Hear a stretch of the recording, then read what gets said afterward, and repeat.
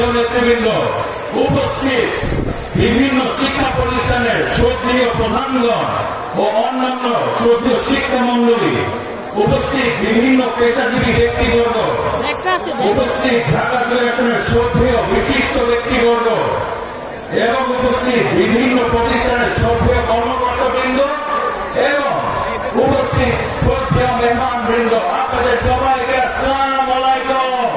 মাফিরাত কামনা করবেন, দোয়া করবেন তার জন্য।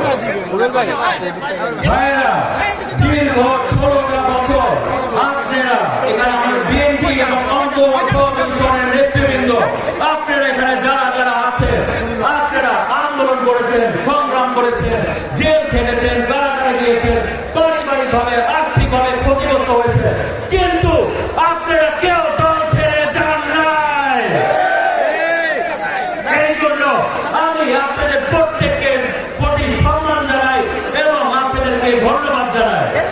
থেকে ভালো মানুষের দল, আপনারা ভালো মানুষ, আমরা ভালো মানুষকে রাজনীতি করি এবং আমাদের দলের রাজনীতি হচ্ছে জনগণের উন্নয়ন ঘটানো। অতএব সবাই এই দিক নির্দেশনা মেনে সামনে এগিয়ে যাবে, কাজ করবে, ঠিক আছে ভাইরা?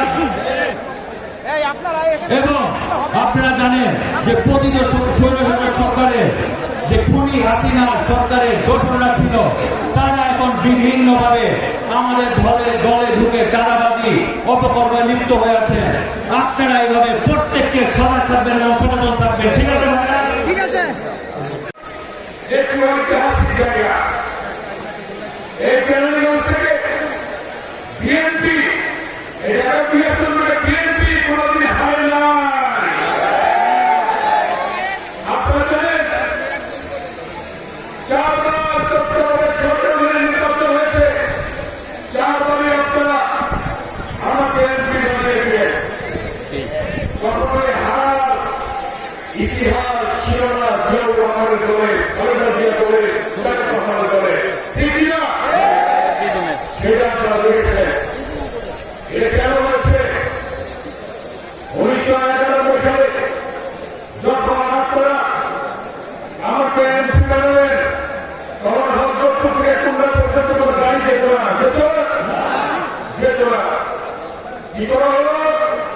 পরিকল্পনা গ্রহণ করলাম, হজরতপুর থেকে কুমিল্লা পর্যন্ত গাড়ি যেতে হবে, শত শত ব্রিজ কাভার করা হলো এবং রাস্তাঘাট করা হলো, ডিজিটাল টেলিফোন আনা হলো, গ্যাস আনা হলো এবং